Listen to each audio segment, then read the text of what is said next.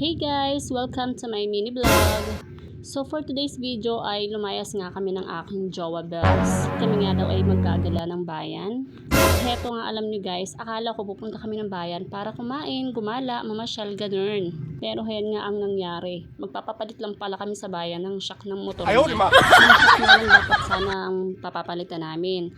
So ayan, bigla namang bumagsak yung side mirror, kaya naman ayan, napapalitan na rin. At fast forward, pagkatapos nga magawa yung motor at ayan na nga yung bill namin. So ayan, after nga magawa at makapagbayad ay ayan, pauwi na nga kami dyan.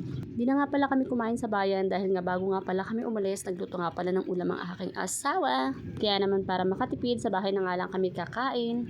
Dumaan nga muna kami dito dahil pag uwi nga ng bahay, spray nga niya yung kanyang motor. At pagka uwi nga namin, ayan na nga agad ang pinagkaabalahan niya. Dahil excited nga yan sa transformation ng kanyang motor. Sobrang alaga niya nga yan guys na motor niya. Kaya naman pag nadating siya, ay sinisermonan niya talaga ako. Huwag mong subukan. O siya, dahil masunurin ako, lilinisin ko na yan. Baka ipagpalit mo pa ako dyan sa motor mo.